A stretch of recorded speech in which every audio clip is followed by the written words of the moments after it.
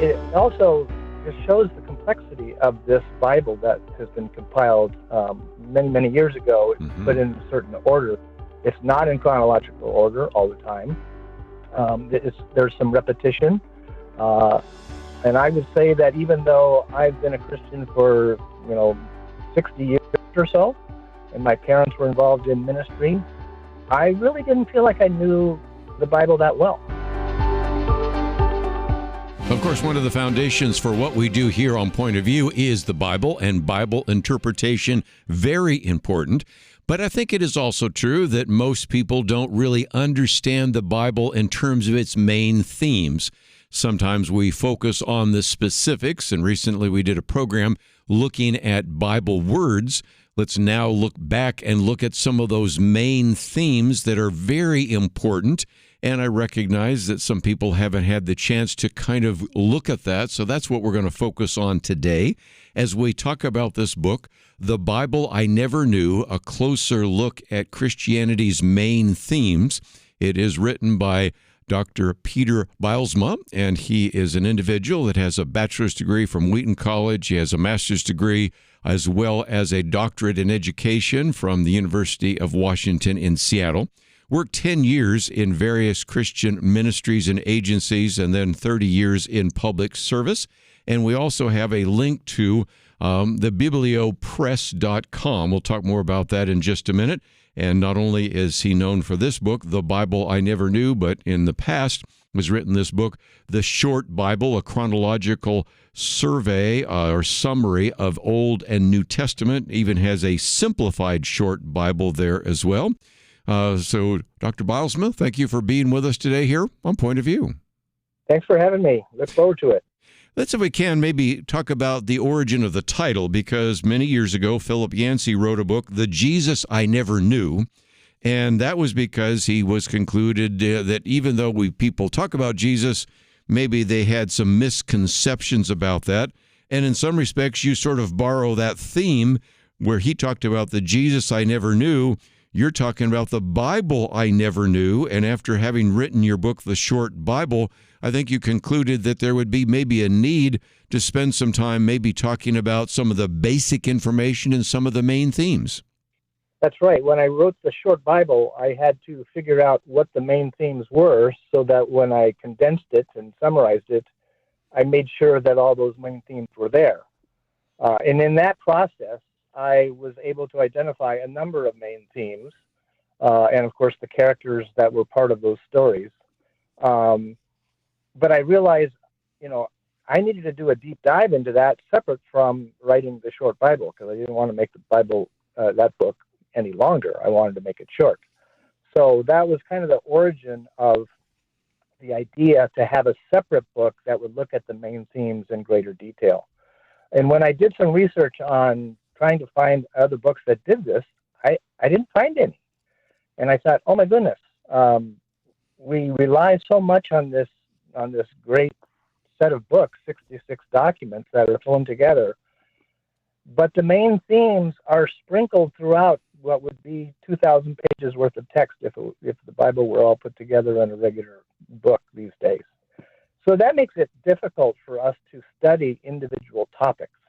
For instance, love or mercy or grace or money or possessions or wealth or, you have it, how to do evangelism. You have all these examples, but they're spread out all over the place. And my background in education has given me the ability, and my background in studying complicated topics, it's given me the ability to understand complex topics and then simplify them and organize them and lay them out for a busy person so that they could grasp the ideas in a logical flow so that we can learn about it. And my sense is that as I've been to churches around the country and around the world, we tend not to spend time in a sermon going into great depth on particular topics. We might tell a story or so, and it might be an example of something, but we don't really have the time in a sermon to go into that kind of detail. So I decided I would write this book. Originally, I had about 10 topics in mind, and as I was writing, it kept growing and growing, and so now there are 19 chapters. Mm-hmm. An introduction chapter, and then some basic information about the Bible, and then there's deeper dives into the main themes and special topics. In about 350 pages, 19 chapters. First section on basic information. We'll focus some time and attention there. And then the second part on main themes, then some special topics and appendices at the end. Book's been out about a year, so in some respects people might be able to find it, but I think the best way to do that is still to find the link that we've provided there where you can get it in paperback and Kindle.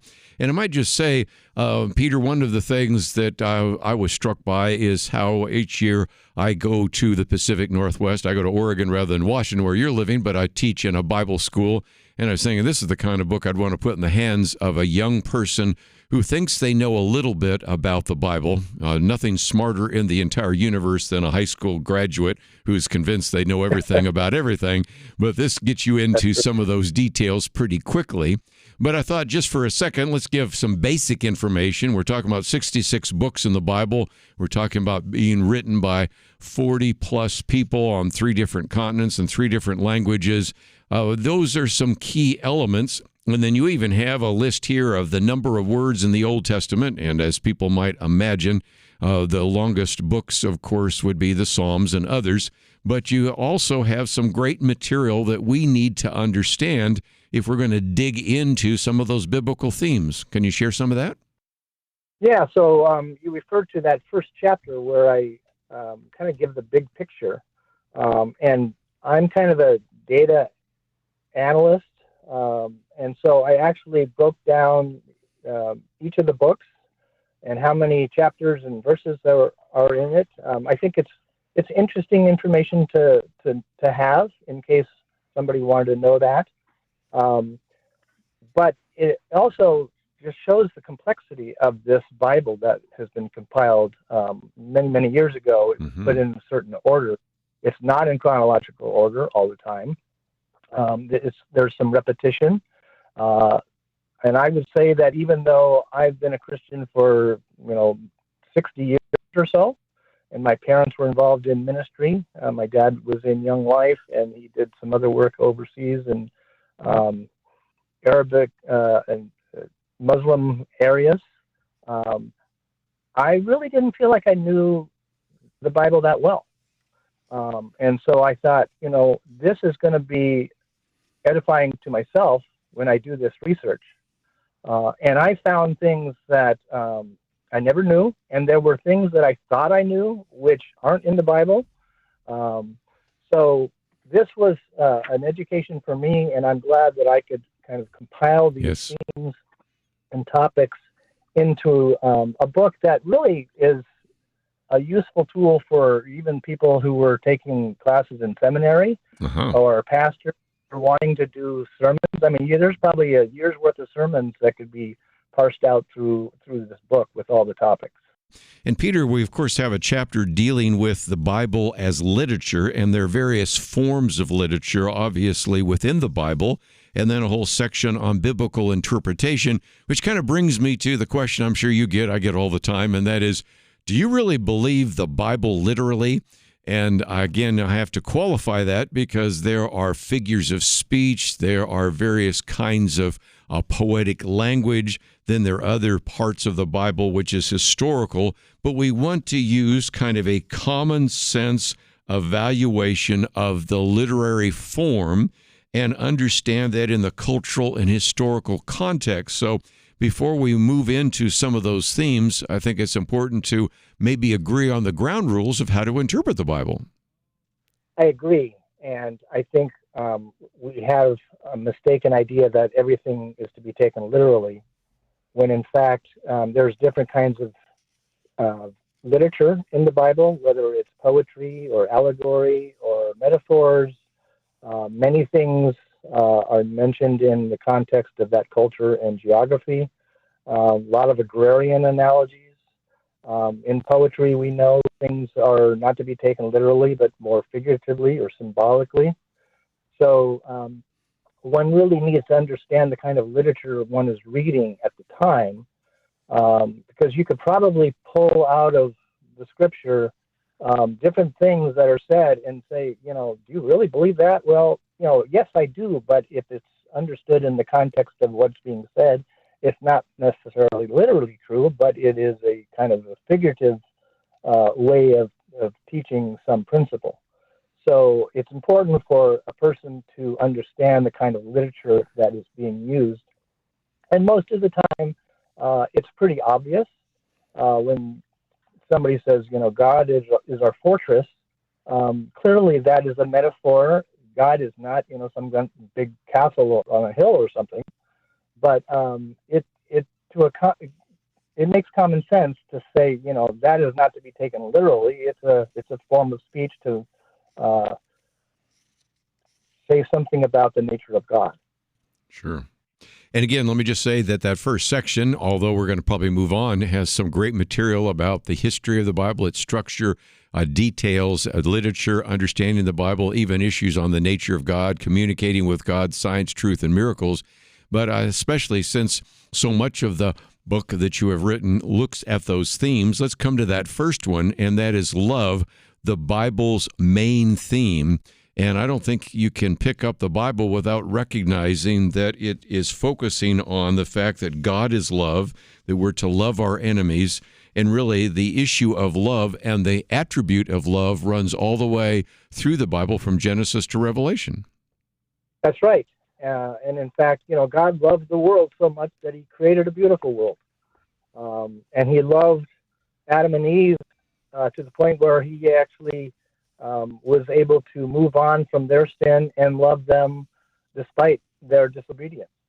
And you see that flow of that theme of sacrificial love, forgiving love, generous love, all the way through to the very end when, God loves us all so much that we're with him for eternity. And of course, the term love is often misused or misunderstood.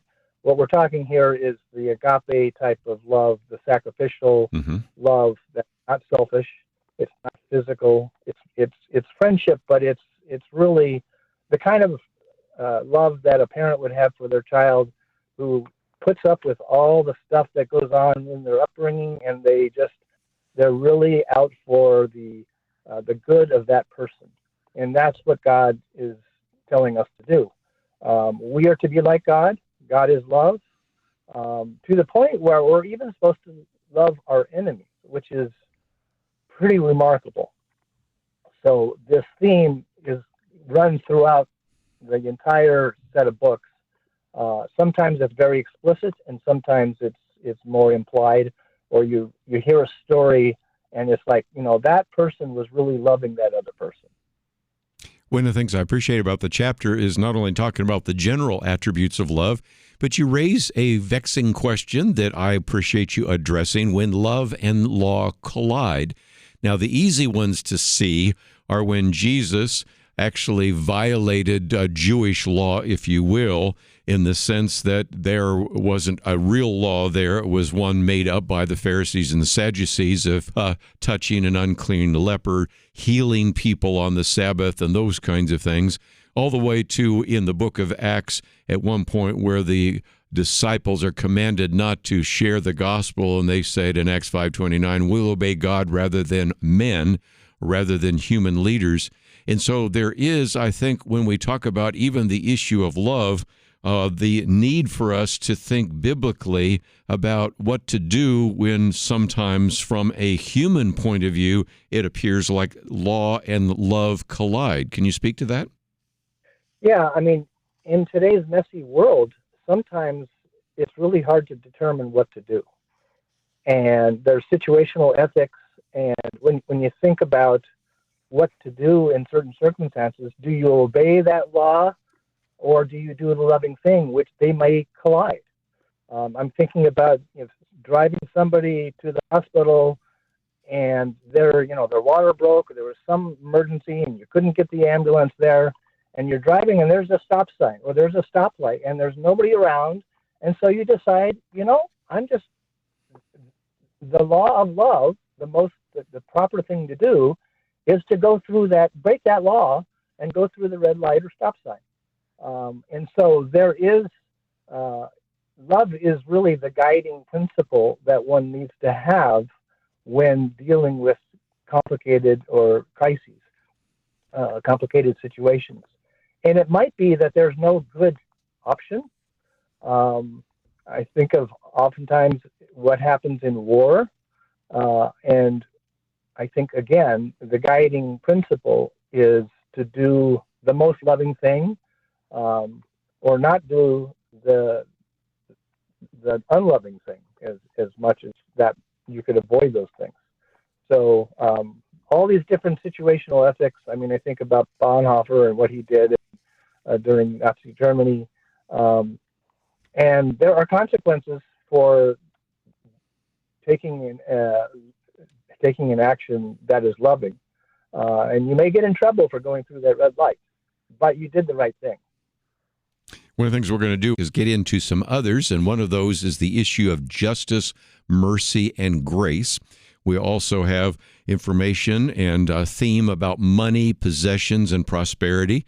Then some others that I think you're going to find interesting. Life is not fair. That's really a theme that runs through there as well. The whole idea of being saved and delivered all the way to the end of history.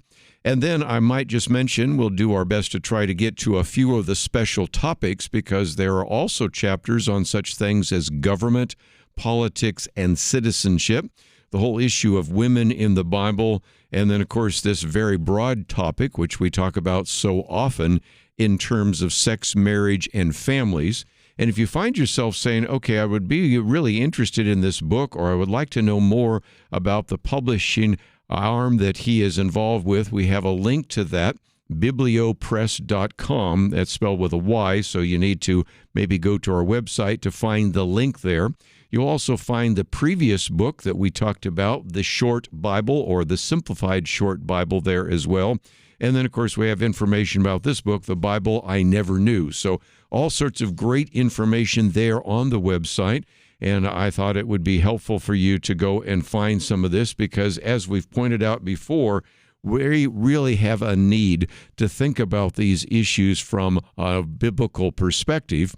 We need to use our biblical worldview to actually understand and even apply our biblical worldview to these particular chapters, 66 chapters in the Bible, 6,000 scripture verses that are actually mentioned that we can rely on to understand those. Peter, let's, if we can, get to the chapter on justice, mercy, and grace. Very important. First of all, justice in the Old and New Testament, and then maybe the distinction between mercy and grace. Yeah, these are topics that run through the entire Bible, although I think in the New Testament we seem to not have as much emphasis on justice, but actually when you think about justice being fair or right, where we get the word righteous, it is a main theme in the New Testament as well. But the Old Testament has a lot about justice. And of course, there's these concepts, justice, mercy, and grace, kind of all relate to each other. Justice is when somebody gets what they deserve.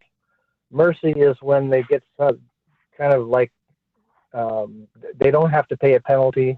And grace is getting much more than we deserve. My father once told me a story about how to distinguish these three concepts. He said, imagine a person goes before a judge and is fined $1,000 for doing something wrong, and the judge says he's guilty and you pay the fine. He got what he deserves. But if the judge shows mercy, he says guilty, but I'm going to waive the fine. There's no cost. Grace is when the judge says you're guilty and I'm going to give you $1,000. Mm-hmm. So it's some kind of extravagant, a totally undeserved gift. That's what grace is about. And when you think about the prodigal son story, where the father just lavishes his love on his son, the word prodigal actually means lavish. And so the son is lavish, but the father is lavish as well. So This is as much about the prodigal father as it is the prodigal son. Might just mention, too, the particular chapter deals with indirectly one of the things you hear all the time, and that is God is a God of justice in the Old Testament, a God of grace in the New Testament. But you show us both justice in the Old and New Testament, and you show us grace both in the Old and New Testament. Lots of great verses, and that's one of the things I appreciate about the book as well, because you give the perspective and the commentary, but then you point us back to God's Word to find some of that. But let's keep going, because one of the other chapters is on money, possessions, and prosperity. And I think we begin with the obvious principle we've talked about before. Everything belongs to God, and we are merely stewards, and resources that we have in our hands come from God. But how do we, again, think about some of those issues? Because it oftentimes comes as a surprise to especially young believers to find out that the Bible really says quite a bit about money and possessions, doesn't it? That's right. It's probably more is said about money and possessions, and indirectly and directly, than any other topic, because we love money, and it's the root of all evil. And it is a way to get along in society. But in fact, you're right.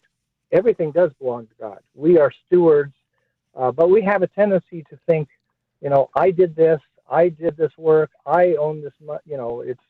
It's not just the cattle on 1,000 hills that God owns. Everything we own. And so the question then becomes: so what are we going to do with what God has allowed us to have? And so we're supposed to use our resources wisely for good purposes, which then gets into issues of generosity. How do we help others? And I would have to say that when I read this, when I studied this concept, I realized money can be positive or negative. It can do a lot of good, but when it gets out of balance, or we start to think of it as our own, we can use it for bad purposes. So I would say, prosperity and money are a mixed blessing. They're neutral, but they can be good, they can be bad, depending on how they're used. Very good. And go ahead.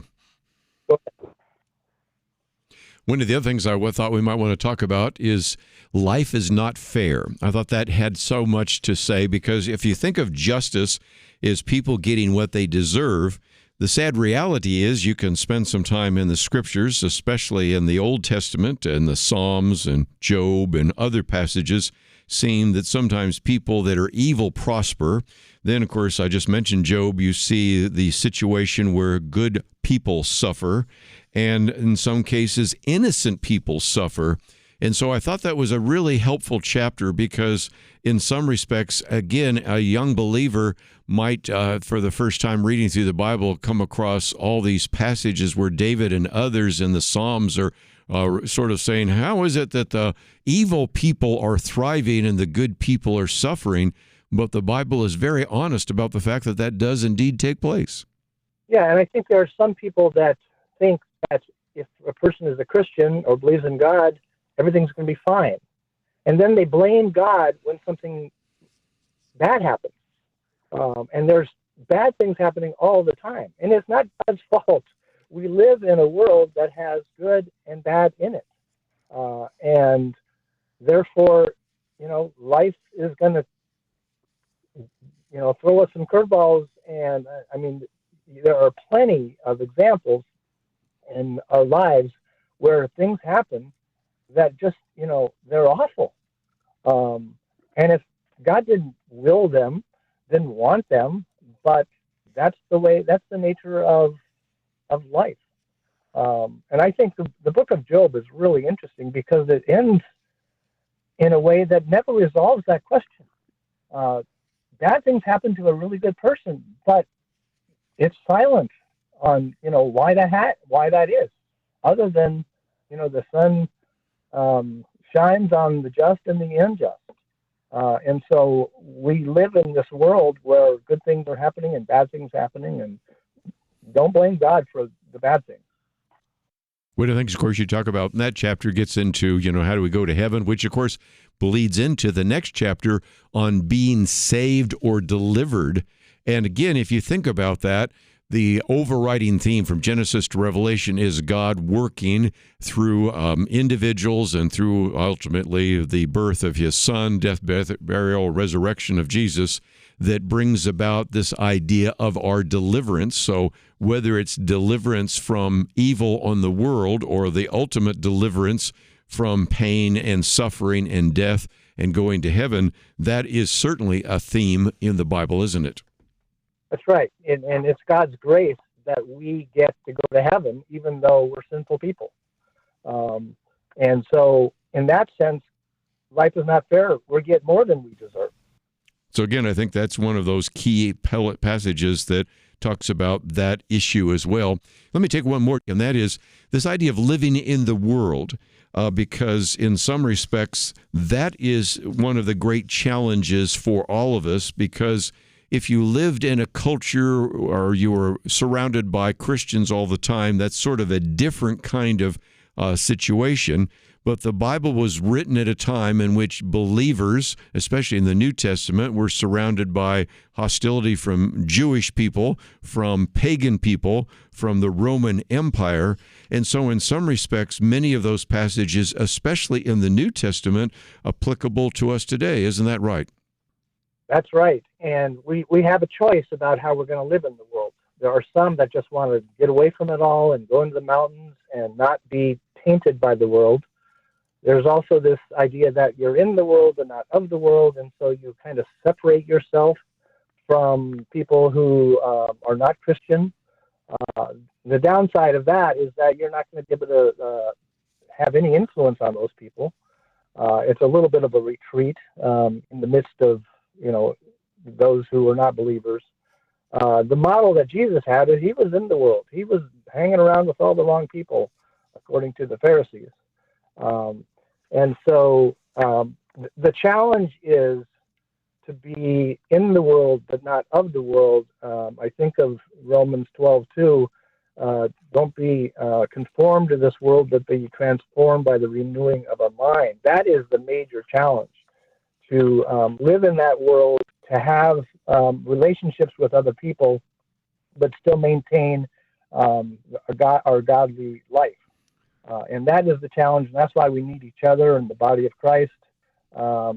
Prayer, studying the Word, understanding what it really means, not just understanding a few concepts, but really having a deep understanding of what biblical principles are.